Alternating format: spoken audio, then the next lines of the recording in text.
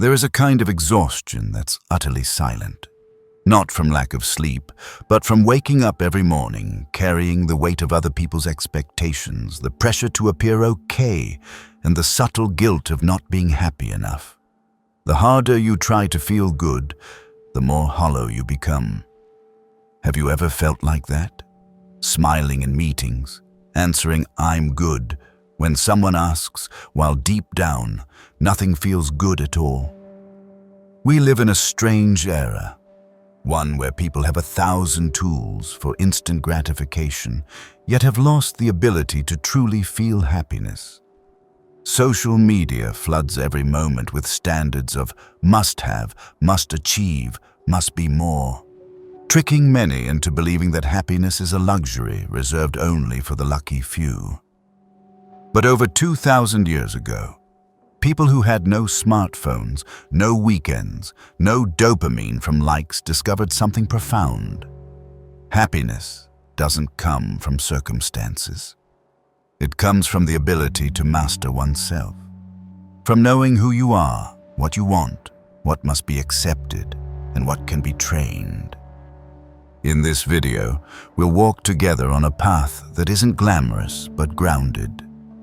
5 Stoic principles that teach you not to wait for happiness to knock, but to open that door from within. Not to chase a lighter life, but to build a stronger self, one that can stand firm through any storm. 1. Master the morning, when dawn becomes an inner battlefield. Some people go their entire lives without ever asking, "How do my mornings begin?" They simply open their eyes, get up, and reach for their phone out of reflex. The first light doesn't come from the sun, but from the screen. The first thought doesn't come from within, but from notifications. The first feeling isn't aliveness, but being pulled into something loud, full, yet hollow. And the most dangerous part is they think that's normal. They call it a routine. But if there is a fracture between a person and their inner self, it starts here. The moment we let the outside world program our inner state before we're even aware of what we're living for. The morning is supposed to be the purest space of life, when the mind has not yet been swayed by the crowd, when emotions are still unshaken, when the body hasn't been stretched by demands. Yet most people allow that sacred time to be stolen by noise, triviality, and things unworthy of carrying into a meaningful day. You might be brilliant, disciplined, even accomplished. But if your morning begins in a daze, you've already handed the wheel to the currents of life rather than taking it with clarity. A meaningful day doesn't begin with what you do, but with where your mind is anchored. And if the starting point is misaligned, the rest of your day will merely be attempts to fix a trajectory that was wrong from the beginning. The Stoics never saw mornings as just a time to recharge after sleep. They saw it as the first battleground, a place where the mind must be positioned before the world rushes in. Marcus Aurelius once wrote in solitude, "When you wake up, remind yourself you will meet people who are irrational, selfish, deceitful." Not to breed fear, but to remind himself that calm doesn't come from life being predictable, it comes from being mentally prepared.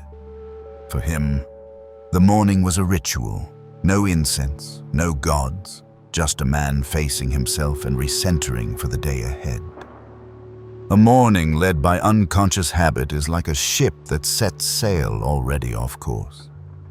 At first, it's only a few degrees, but go far enough, and you end up somewhere completely different from where you were meant to go.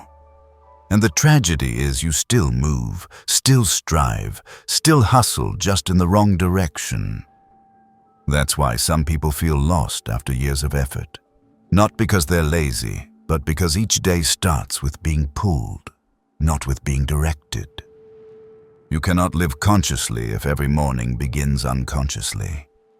You cannot speak of mastering life if each day starts with the world deciding your mood, your attention, and your attitude. You can't win at life when you step into it like a groggy soldier, unaware of the battle, unaware of the cause. And so, you don't live, you react. You don't choose, you cope. You don't build, you chase. It all starts with something that seems small, a morning stolen by a lack of awareness. But from that small place, you can begin again. Because someone who masters the first moment has more than a chance to master everything that follows. If an unconscious morning can derail an entire life of awareness, then it is also in the morning that you have the chance to recalibrate your spiritual compass once more. And this time, instead of being dragged by life, you'll take the wheel. No need for noise, no declarations, just one intentional moment of silence where you ask yourself, where will I direct my mind today? We cannot stop the world from influencing us, but we can choose to reprogram our inner direction while the mind is still soft and clear right at the moment we wake. Like moist soil at dawn. If you don't sow seeds of calm in time, weeds of anxiety and chaos will take root without needing an invitation. The world doesn't need your permission to invade your mind, it only needs your absence from yourself. This is why seasoned souls never begin the morning with haste. They enter the new day like a ceremony. No ornament, no religion, but with reverence. Because they know how you begin a day is how you begin yourself again. A cup of tea poured slowly, a breath held longer than usual. A blank page waiting to be written with an old question that never runs out of meaning. How will I live today? The Stoic doesn't seek calm. He prepares for a day that may not be calm. Marcus Aurelius didn't soothe himself by thinking things would be fine. On the contrary, he reminded himself there would be deceit, ingratitude, and disappointment. But he didn't crumble because he had prepared his mind to not depend on any of it. That isn't pessimism.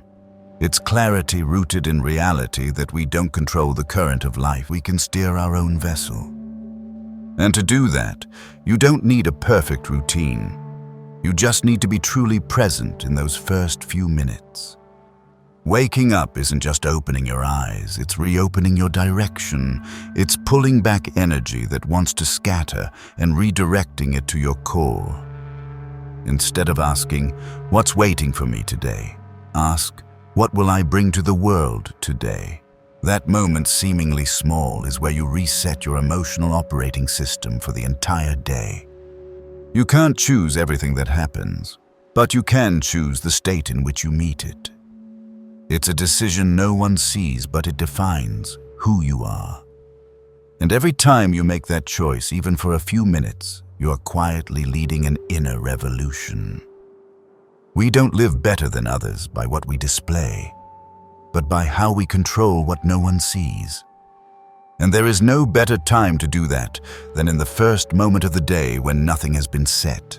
When the mind can still be directed towards stability instead of swept away by chaos. When you master that moment, you don't just master a morning.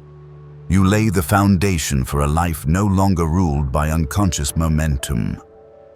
2. Turn pain into a furnace of will. The silent transformation. There are wounds that don't break you all at once. They're not stormy or violent.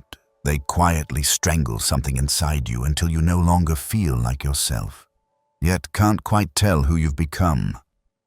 You still go to work, still smile, still move forward, but something inside has quietly died, unnoticed. That isn't your ending. It's the burial of a version of you that no longer has the strength to live truthfully. We grow up carrying a self built on expectations. Be strong. Be kind, be better than others, always appear okay. But that self, however sturdy, is just a coat, and one day, it tears when life becomes too brutal. Every blow not only takes something you love, but strips away layers you once thought essential. And when they're gone, you discover you're still here, breathing, feeling, and starting to see what you once refused to face. No one teaches us how to fall apart.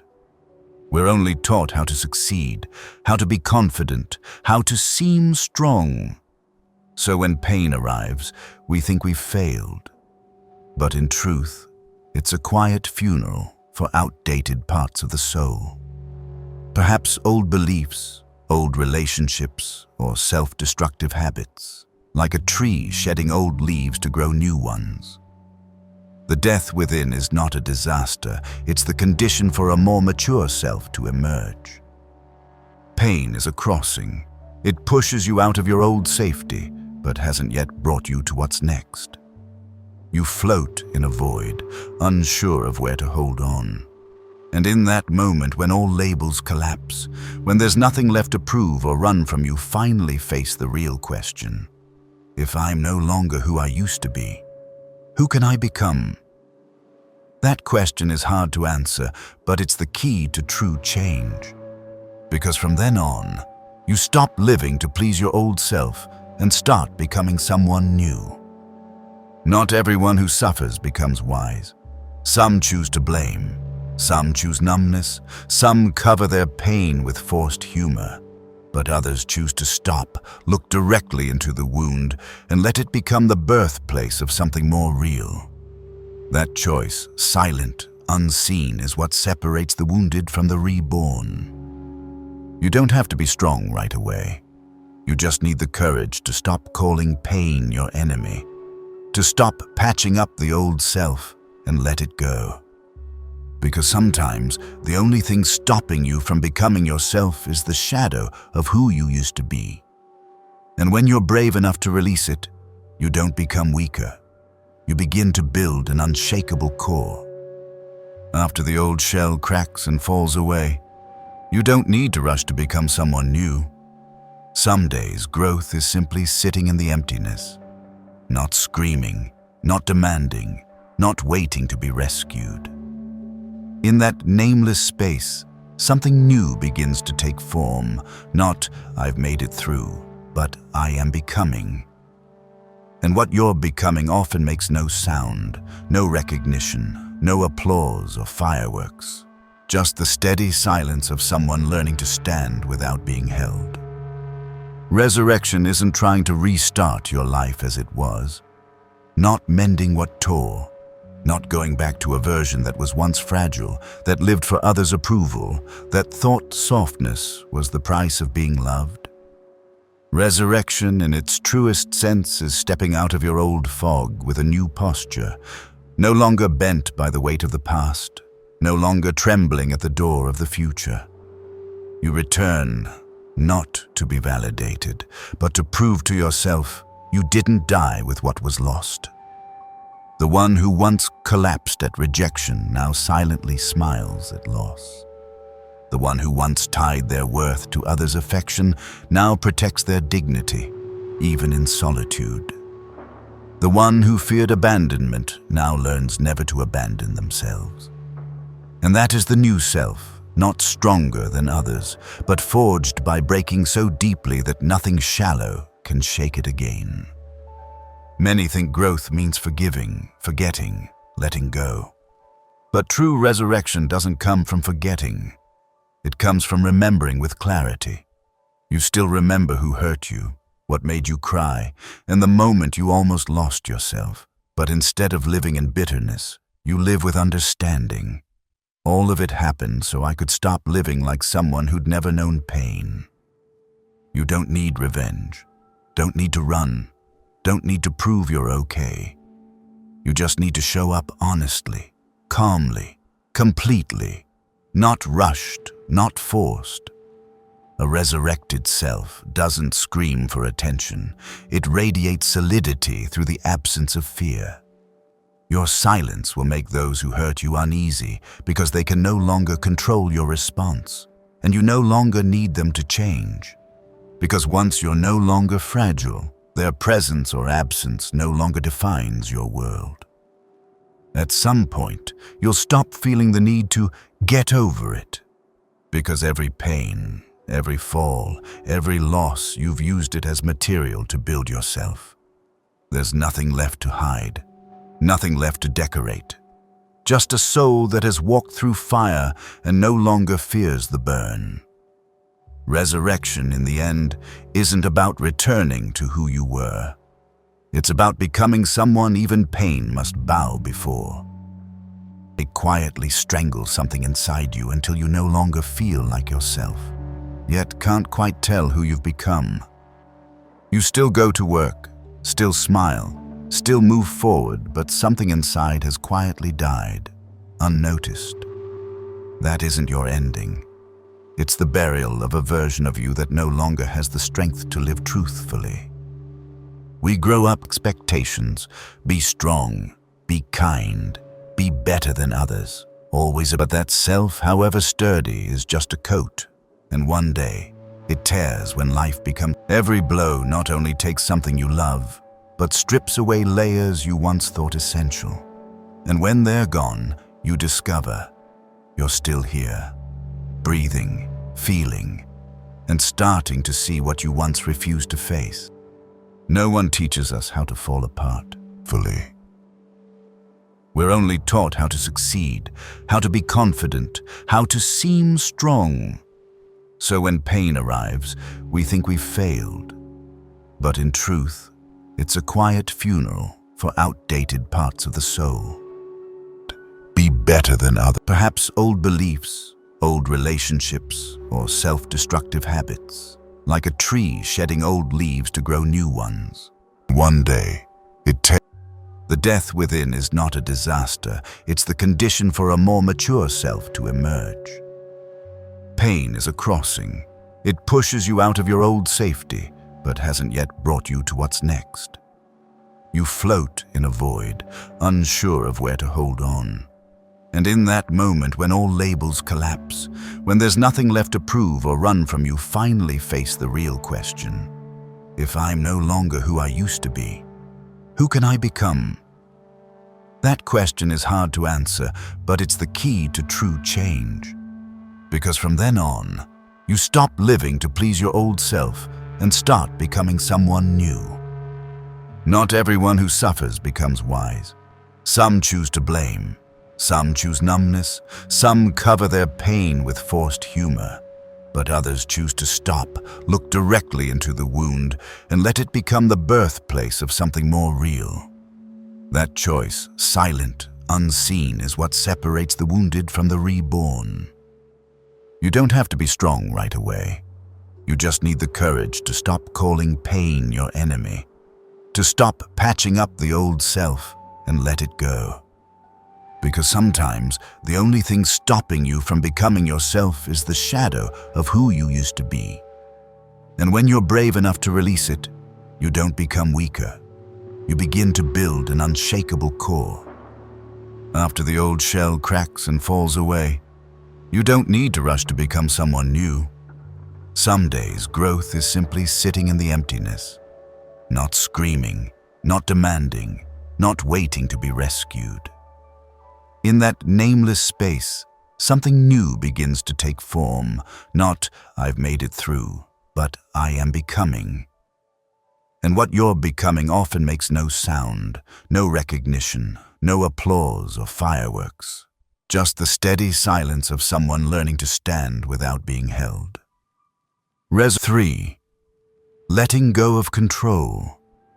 When surrender is a form of strength, we often believe that pressure comes from the outside, from work, from people, from circumstances. But if we have the courage to look inward, we'll see that most of the weight we carry doesn't come from the world. It comes from ourselves. Not from the events, but from how we try to control them in the way we want. That is the root of all distress. We want life to follow the map we've drawn in our mind, regardless of whether reality agrees or not. You want others to understand you correctly, to love you the way you need, to behave in ways you expect. You want your plans to unfold step by step. You want your emotions to remain steady, without surprises, never stepping beyond the boundaries of safety. But you forget. Life is not a program you can code. It is a river, sometimes calm, sometimes wild, always changing course, and you can't force it to flow your way by gripping the oar tighter. There is something subtle yet very real.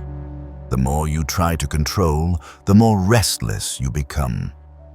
The more you demand things to go according to your script, the more sensitive you become to every deviation. A wrong glance irritates you, a misplaced word enrages you, a small change throws you off, not because they're too big, but because inside you're bracing against the world, trying to impose a fabricated order that reality never promised to honor. Epictetus once warned, "You will never have peace if you wage war against things outside your control." And that is a lesson we must learn throughout life. To define the boundary between what we can influence and what we cannot. The truth is, most things in life belong to the latter. You cannot control others' attitudes. You cannot stop the rain. You cannot prevent bad news from coming. You cannot make someone love you the way you wish. And every time you try, whether through silence, expectation, or subtle manipulation, you drag your mind into a battle with no victory. You'll see, people are often exhausted not because they've done too much, but because they've thought too much about things beyond their power. You're tired, not because you've been running, but because you've been running while watching roads that aren't yours. You don't feel at peace not because life is chaotic, but because you haven't learned to let life be chaotic while keeping your inner world in order. Letting go doesn't mean being careless or irresponsible. Letting go is the clear awareness. You only need to do your part. The rest belongs to life. When you accept your limitations, you begin to meet life with a different posture, not trying to impose, but choosing to be consciously present. Not reacting out of fear, but acting from a place of inner steadiness. From that moment on, you will feel something unfamiliar. A lightness that doesn't come from life changing, but from no longer straining to hold on to what was never yours. You stop fighting the wind and start adjusting your sails. That is not surrender. It is wisdom. It's not giving up. It's liberation. We often grow up with a mistaken belief that letting go means failure. It means defeat. It's the mark of the weak.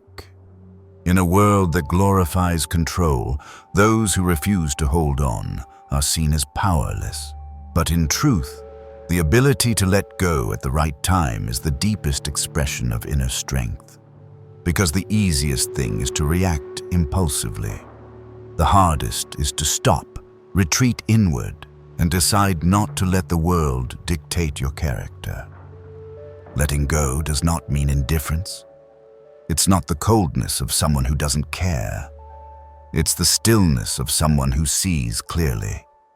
The person who walks away from a toxic relationship doesn't do it because they no longer love, but because they've loved enough not to betray themselves.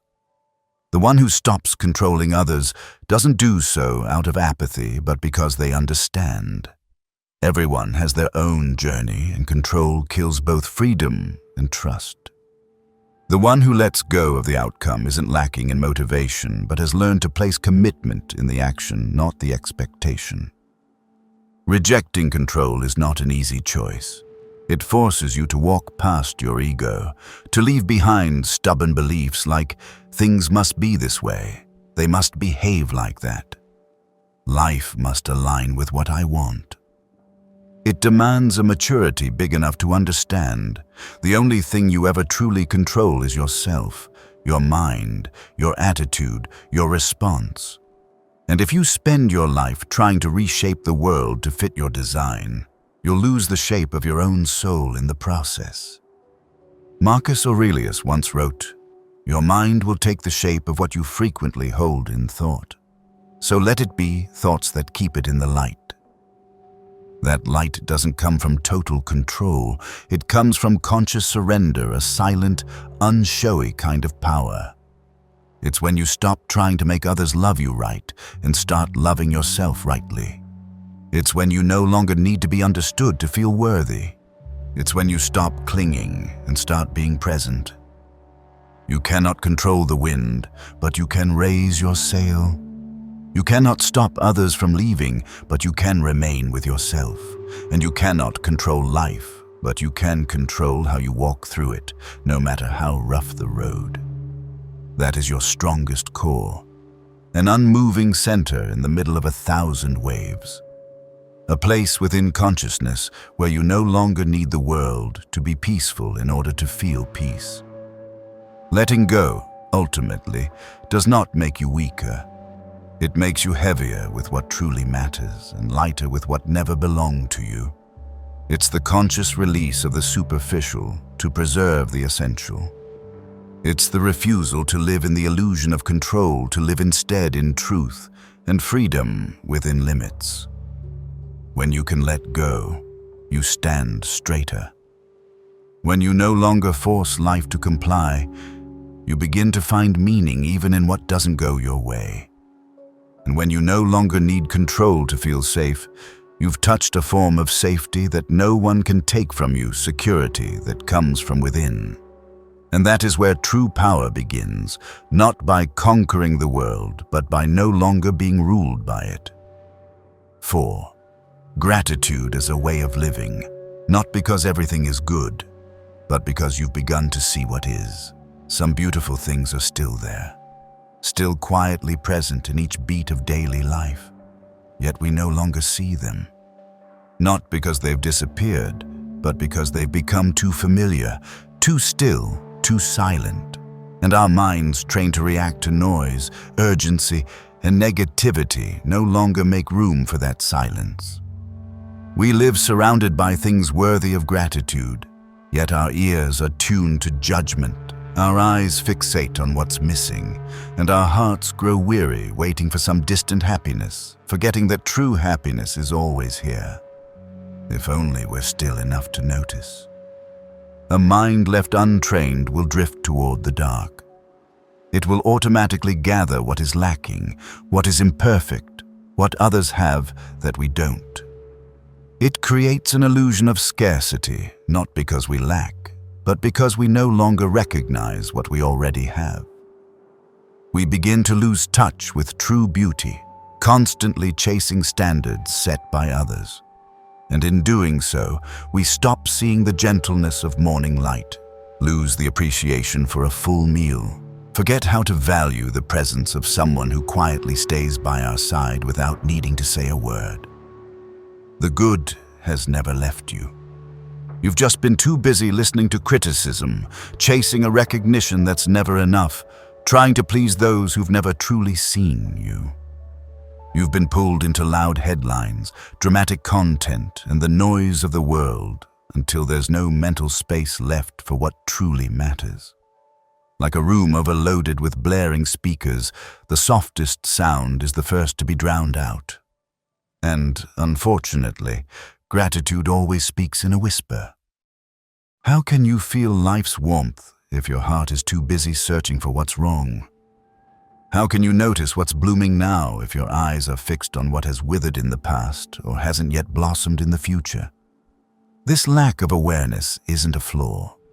It's the byproduct of a world obsessed with speed. But if you pause just for a moment, you'll see. So many things are quiet, unassuming, and gentle, yet they are the very foundation of a full life. No one taught us how to hear beauty in silence.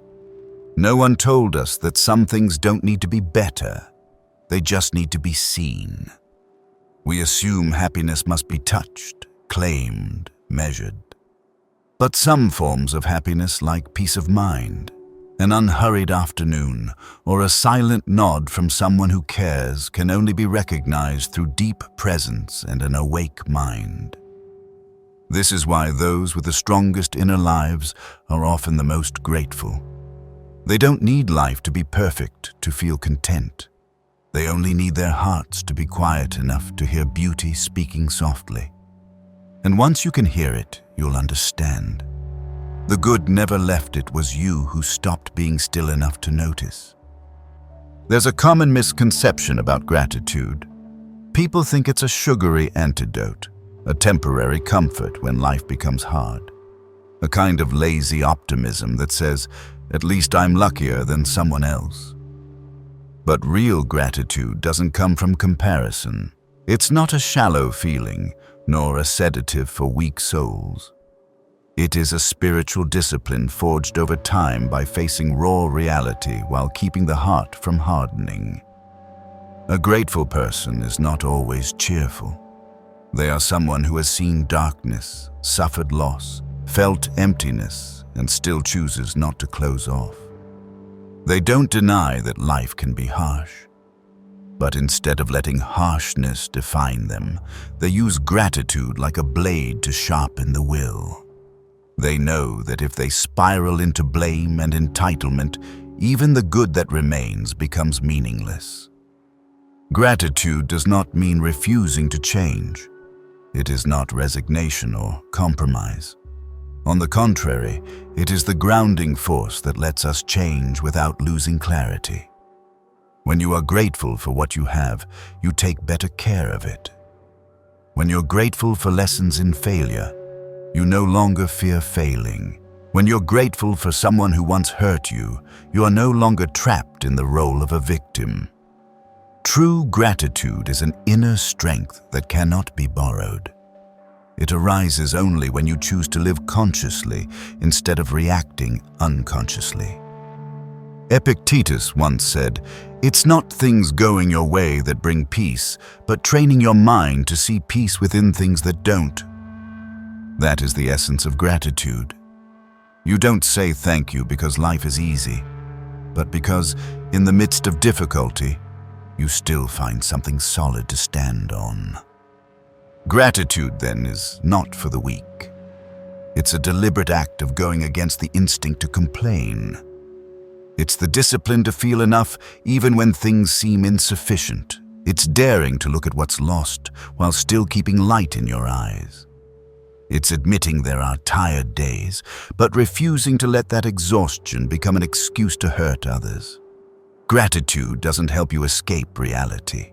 It helps you face it with calm because you're no longer letting reality distort your character. When practiced long enough, gratitude becomes a part of who you are. It makes you deeper, not because you speak well of happiness, but because you understand the value of each moment. It makes you stronger, not because you appear tough, but because you no longer feel the need to prove anything. You no longer rely on others for happiness because you've learned to nurture it from things no one can take away.